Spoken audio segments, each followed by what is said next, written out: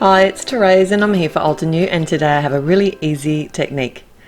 I've got the main squeeze stamp set and I'm going to be doing some watercolour embossed resist. So I've got my embossing ink. I'm working on some Bristol Smooth cardstock, which is going to tolerate the watercolours and some water quite well, and because it has such a smooth finish, I am able to stamp on it pretty easily. The embossing ink is very forgiving in the fact that compared to the coloured inks, this is something that usually goes down very well. It covers your stamp very well because it's a sticky ink.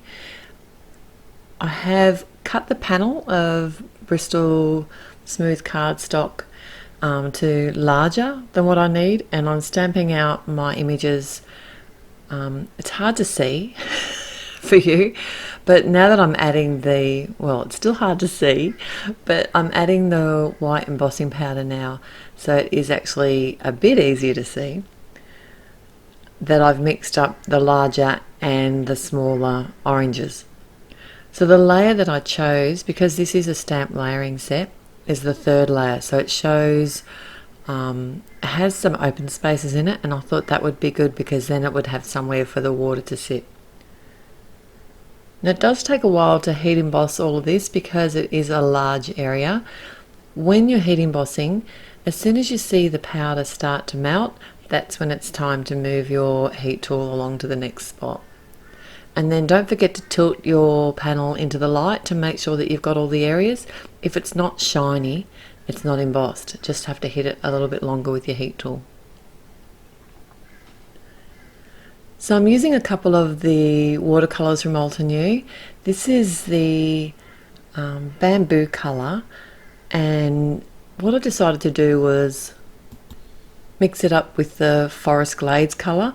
And even though the bamboo is a green colour, it's that gorgeous sort of almost like a chartreuse green. The darker green just brings that home. I did add some water to the cardstock first, and then just kind of dropping in and moving around the colour. There's, yeah, it's not very technical.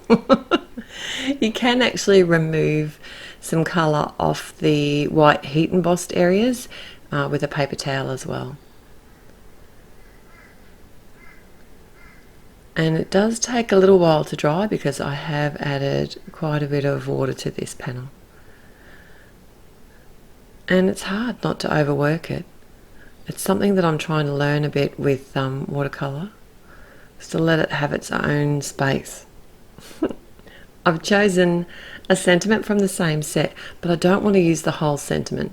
I want to add a die cut word for half of the sentiment. So this says "You are sublime." So I've only stamped out the "You are sub" and used a post-it note to mask off the section that I don't need, and then I can just cut that down. I did use the same cardstock here that I've got for the base of the card, the same white, so that it's all matchy-matchy. The sentiment, the rest of the sentiment, I have die cut in some jet black cardstock. Now this is the fine alphabet die set, and it's awesome. It's a real kind of, it's a good size font. You can actually add quite a large, because the other two sets that, the other two bigger sets that Altenew have released, they really are limited to what you can fit on the front of a card size project. They're perfect for scrapbooking, and if you have, you want that real bold sentiment that I normally do, this one's a little bit more subtle. I've done my usual trick where I've popped it on, die cut it in some fun foam and adhered that down, and I always use my scraps of fun foam as to pop up my panel. No one's going to look behind there, they're not going to see that it's full of holes. And that way I can take it that extra mile. So I'll just pop that up on the front of my top fold card using some score tape, because I know that's going to hold it well. And then I'll add some matte medium to my sentiment that I'm going to adhere directly to the front. I line this up first. I usually find that it's easier for me to start in the middle and then work my way out when I'm adding adhering letters like this on the front of a card, and I just eyeball it. But you could use a ruler, a T ruler, anything that you've got if you're worried about not getting it exactly straight. No one's really going to notice.